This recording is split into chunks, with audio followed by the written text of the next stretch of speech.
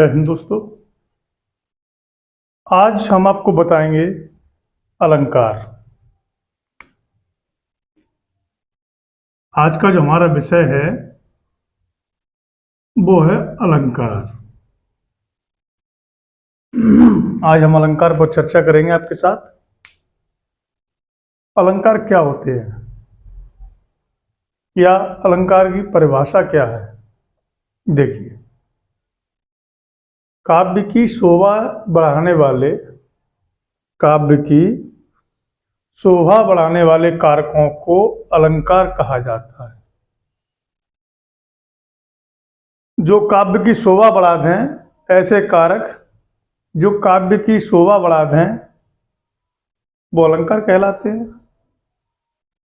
या इस तरह से भी कह सकते हैं अर्थ और शब्द, अर्थ और शब्द या शब्द और अर्थ की शोभा या सौंदर्य को बढ़ाने वाले धर्म को अलंकार कहा जाता है। जिस प्रकार एक नारी बिना आभूषण के सुंदर भले ही कितनी भी हो, लेकिन उसकी सुंदरता में चार चांद तभी लगते हैं जब वो आभूषणों से युक्त हो, जब उसकी सुंदरता पर आभूषण जड़ित हो, आभूषण धारण कर ले वो, तो और ज़्यादा उसकी सुंदरता बढ़ जाती है। ठीक उसी प्रकार काव्य की शोभा अलंकारों से ही बढ़ती है। अलंकारों का प्रयोग करने से काव्य की शोभा बढ़ जाती है। ये तो है हमारी काव्य की परिभाषा, ये हमारी अलंकार की परिभाषा है।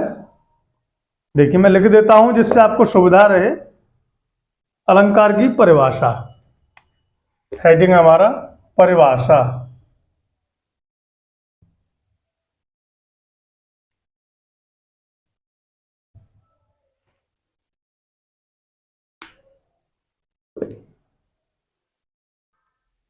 काव्य की शोभा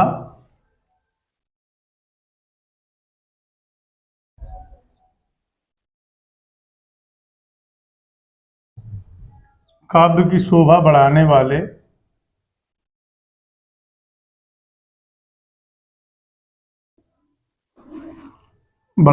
कारकों अथवा तत्वों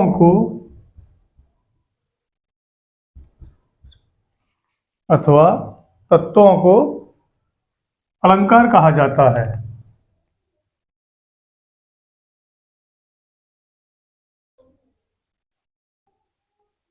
अलंकार कहा जाता है। एक तो ये होगी इसकी परिभाषा, एक तो इसकी परिभाषा ये हो गई कि काव्य की शोभा बढ़ाने वाले कारकों अथवा तत्वों को अलंकार कहा जाता है। एक ये हो गई इसकी परिभाषा। दूसरी परिभाषा है या अथवा दूसरी परिभाषा है इसकी, शब्द और अर्थ की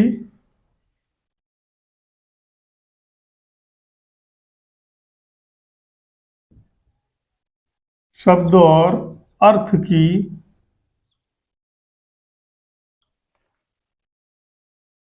शोभा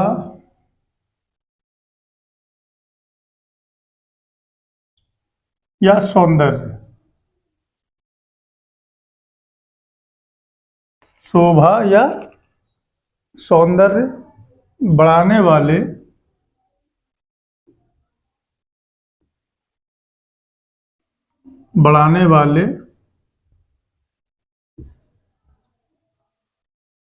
धर्म को अलंकार कहा जाता है या अलंकार कहते हैं। अलंकार कहते हैं।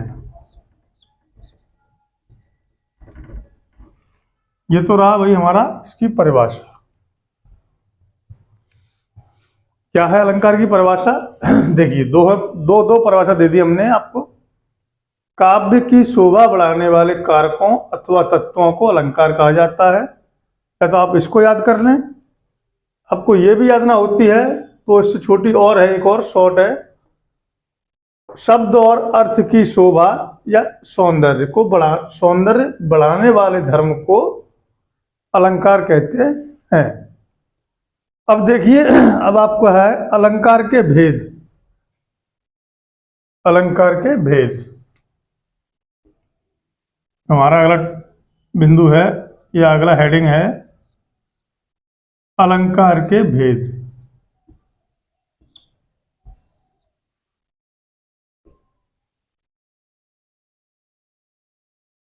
अलंकार के भेद मुख्य रूप से दो प्रकार के होते हैं। अलंकार के भेद मुख्य रूप से दो प्रकार के होते हैं। एक होता है शब्दालंकार और दूसरा होता है अर्थालंकार। अलंकार के भेद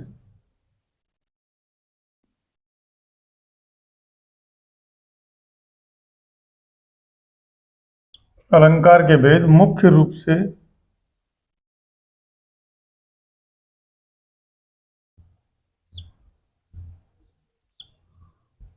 दो माने गए हैं,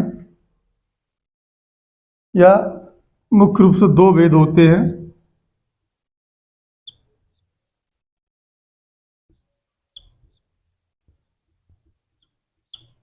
नंबर एक है हमारा शब्दालंकार।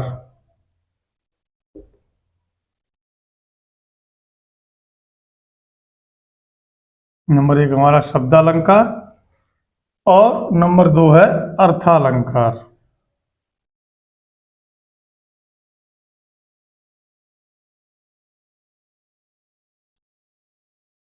मुख्य रूप से हमारे ये अलंकार दो प्रकार के होते हैं। अब देखिए शब्दालंकार क्या होता है। जहां केवल शब्दों द्वारा ही चमत्कार उत्पन्न होता है वहां शब्दालंकार होता है। क्या होता है? जहां शब्दों द्वारा ही चमत्कार उत्पन्न होता है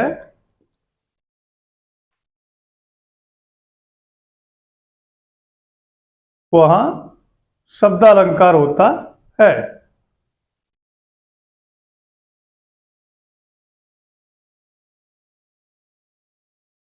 देखिए मैं इसकी परिभाषा लिख देता हूं।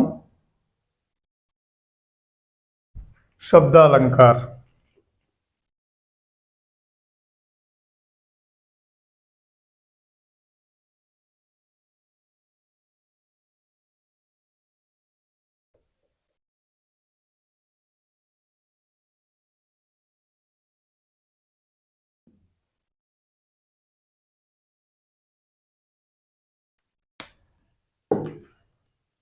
जहां केवल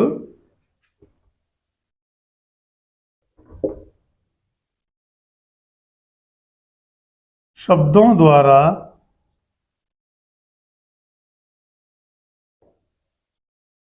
ही चमत्कार होता है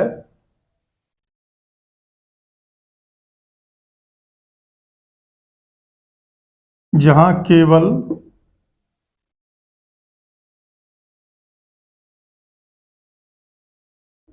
जहां केवल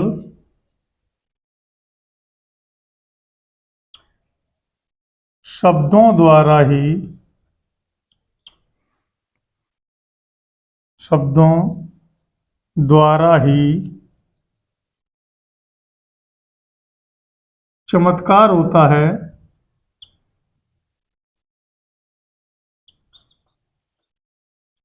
वहां शब्दालंकार होता है।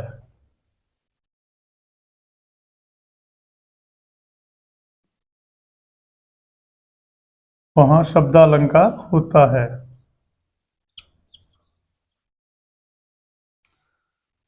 ठीक इसी प्रकार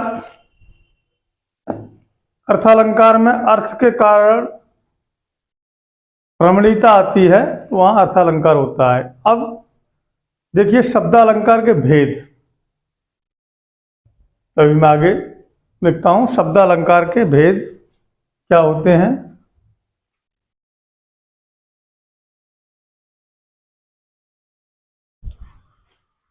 शब्दालंकार के तीन भेद होते हैं। देखिए शब्दालंकार के भेद,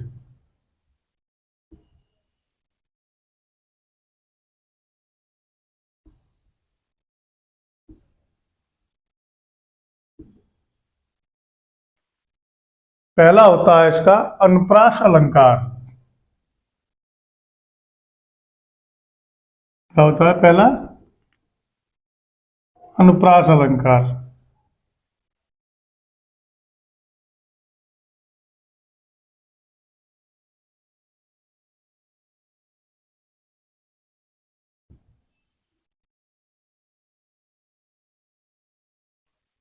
दूसरा होता है श्लेष अलंकार।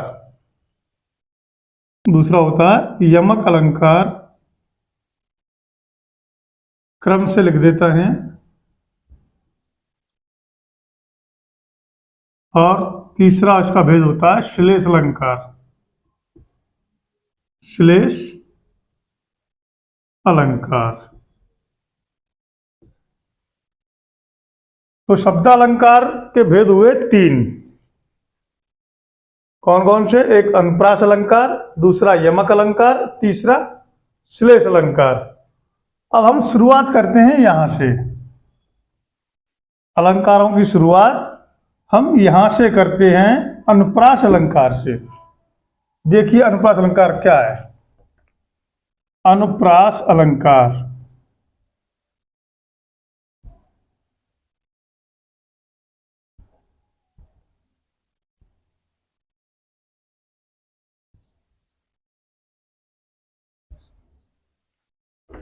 अनुप्रास अलंकार क्या होता है? जहां पर वर्ण या वर्ण समूह, वर्ण या वर्ण समूह एकाधिक बार आते हैं वहां अनुप्रास अलंकार होता है। या ऐसे कह लें अनुप्रास अलंकार में वर्णों की आवृत्ति होती है। क्या है? अनुप्रास अलंकार में वर्णों की आवृत्ति होती है। या एक और इसकी सरल परिभाषा है जो आपके हाई स्कूल और इंटर लेवल में आती है। काव्य में जहां एक ही व्यंजन की बार बार आवृत्ति हो, स्वर में भले ही भिन्नता हो, स्वर में भले ही भिन्नता हो, वहां अनुप्रास अलंकार होता है। तो मैं ये तीनों ही परिभाषा आपके लिए लिख देता हूं जिससे कि आपको बिल्कुल भी असुविधा न हो। देखिए परिभाषा नंबर 1, फर्स्ट नंबर है अनुप्रास अलंकार में, अनुप्रास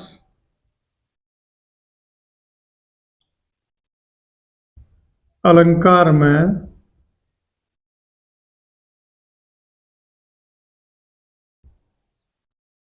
वर्णों की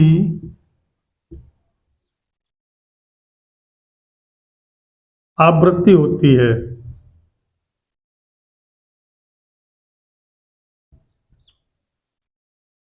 वर्णों की आवृत्ति होती है। एक हो गई। अब देखिए सेकंड नंबर,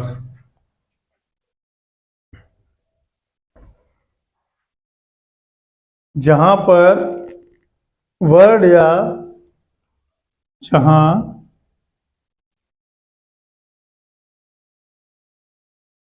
पर वर्ण या वर्ण या वर्ण समूह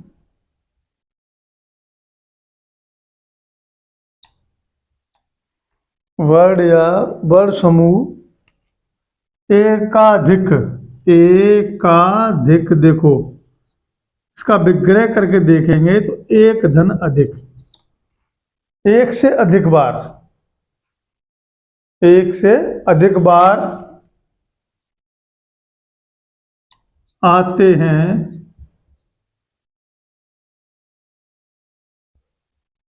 तो आते हैं वहां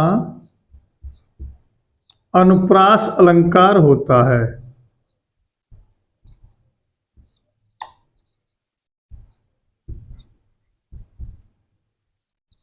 अनुप्रास अलंकार होता है।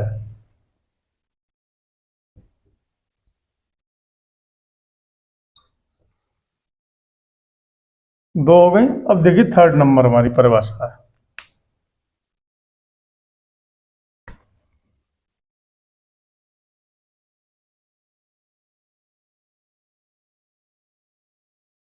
तीसरे नंबर की परिभाषा है हमारी, ये बिल्कुल ही हाई स्कूल इंटर लेवल की है।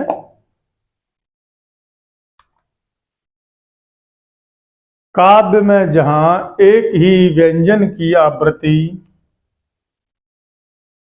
काव्य में जहां एक ही व्यंजन की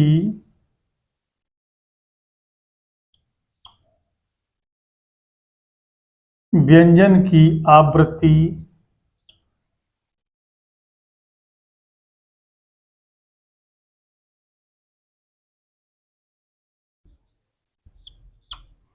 आवृत्ति बार बार हो, बार बार हो, कॉमा, स्वर में भले ही भिन्नता हो, स्वर में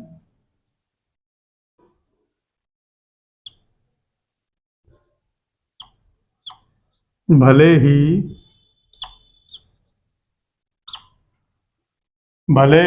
भिन्नता हो,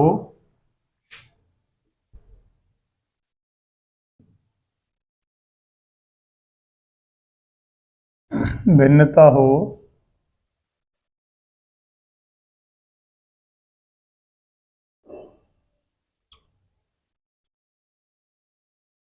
भिन्नता हो, वहां अनुप्रास अलंकार होता है। वहां अनुप्रास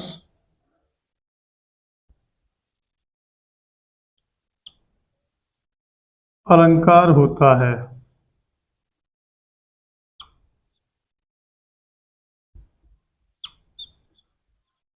अब देखिए इसके उदाहरण।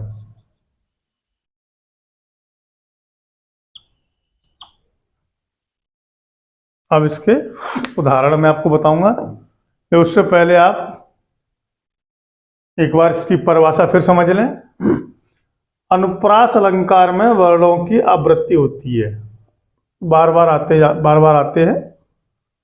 जहां पर दूसरी परिभाषा है, जहां पर वर्ण या वर्ण समूह एकाधिक बार आते हैं वहां अनुप्रास अलंकार होता है। जहां कोई वर्ण या वर्ण समूह, सब कोई वर्ण या वर्णों का समूह एक से अधिक बार आते हैं, एक से अधिक बार आते हैं तो वहां अनुप्रास अलंकार होता है। काव्य में तीसरी हमारी परिभाषा है इसकी, काव्य में जहां एक ही व्यंजन की आवृत्ति बार बार हो, कितने बार हो, कैसे हो, बार बार हो, कंटिन्यू, एक के बाद एक, एक के बाद एक, बार बार हो, स्वर में भले ही भिन्नता हो और उनके स्वर में भले ही अंतर हो, तो वहां अनुप्रास अलंकार होता है। अब देखिए इसके उदाहरण। इसका सबसे छोटा उदाहरण है रघुपति राघव राजा राम। मैं लिख देता हूं, रघुपति राघव। पहला उदाहरण है रघुपति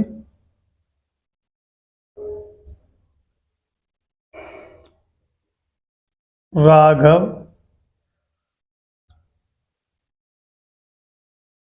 राजा राम। पहला वाला इसका ये हो गया। दूसरा है तरन तनूजा तट तमाल तरवर बहु छाए। दूसरा है हमारा तरन तनूजा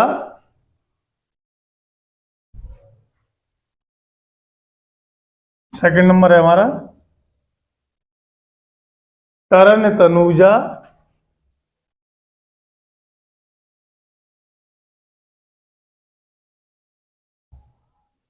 तनूजा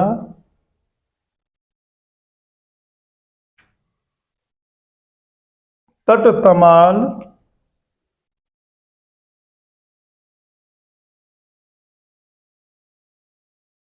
तरवर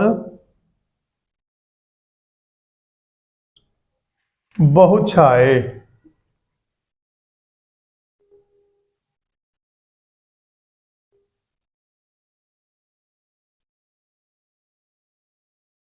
बहु छाए।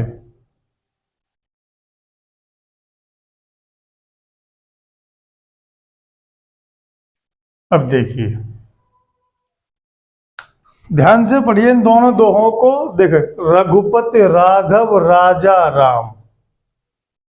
प्रवास में क्या करिए, जहां वर्ण या वर्ण समूह एकाधिक एक से अधिक बार आए तो यहां देखिए रा वर्ण जो वर्णमाला के जो अक्षर होते हैं का ख ग घ घ ङ च छ ज झ ये इनको वर्ण कहा जाता है। मैं इससे पहले मेरी एक वीडियो थी जो शायद मेरी हिंदी की प्लेलिस्ट में है, शायद नहीं कन्फर्म है मुझे, शायद तो तुक्का लगाना होता है, मुझे पक्का विश्वास है कन्फर्म है कि हिंदी प्लेलिस्ट नाम से जो प्लेलिस्ट है मेरी, उस प्लेलिस्ट में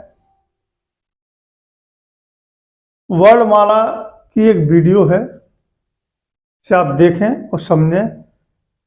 वर्णमाला में जो अक्षर होते हैं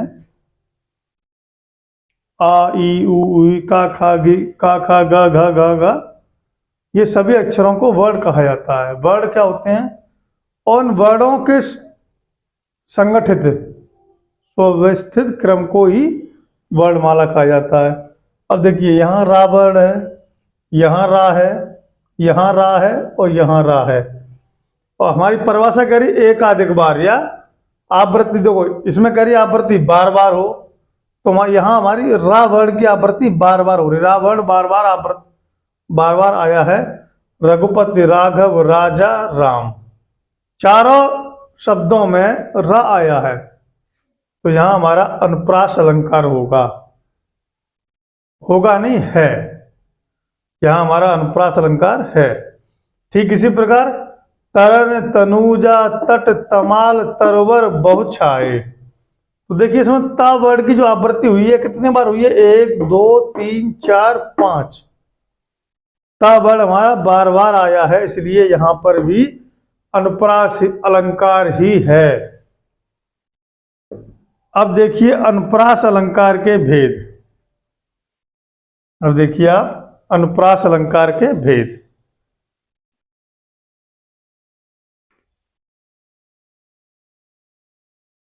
चलिए हम आगे बढ़ते हैं। हमारा अगला है अनुप्रास अलंकार के भेद।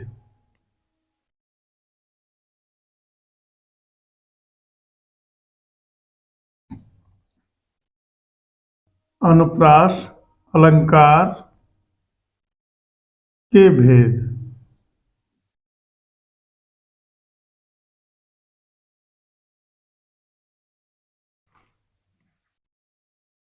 अनुप्रास अलंकार के भेद जो होते हैं कितने होते हैं पता है किसी को? चलिए मैं बताता हूं। अनुप्रास अलंकार के 5 भेद होते हैं। वृत्यानुप्रास, छेकानुप्रास, श्रुत्यानुप्रास, अंत्यानुप्रास और लाटानुप्रास, ये 5 भेद होते हैं अनुप्रास अलंकार के। कितने भेद होते हैं? 5 भेद। देखिए पहला है हमारा वृत्यानुप्रास।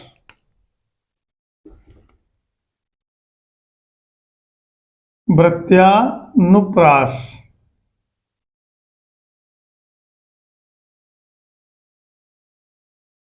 सेकंड है हमारा छेकानुप्रास।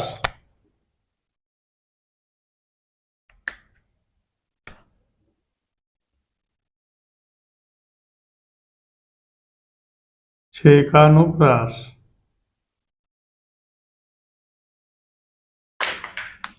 थर्ड है हमारा श्रुत्यानुप्रास। थर्ड है हमारा श्रुत्यानुप्रास।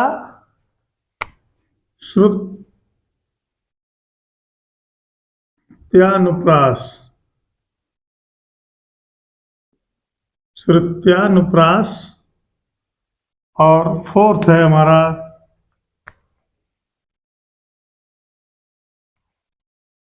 चौथा है हमारा अन्त्यानुप्रास। अन्त्यानुप्रास।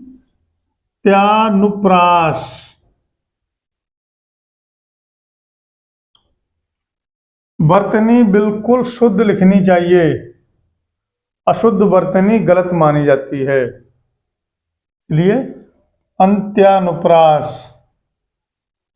और आखिरी हमारा अंतिम है लाटानुप्रास।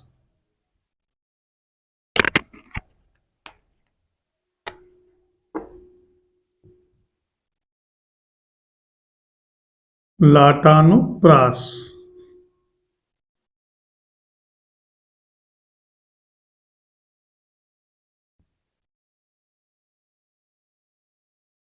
ये हो गए हमारे अनुप्रास अलंकार के 5 भेद। अनुप्रास अलंकार के 5 भेद। अब हम शुरुआत करेंगे यहां से, वृत्यानुप्रास से।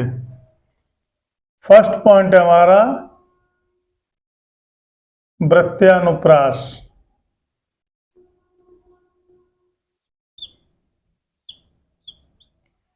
वृत्यानुप्रास क्या होते हैं, इसकी परिभाषा, एग्जाम्पल आपको नेक्स्ट पार्ट में।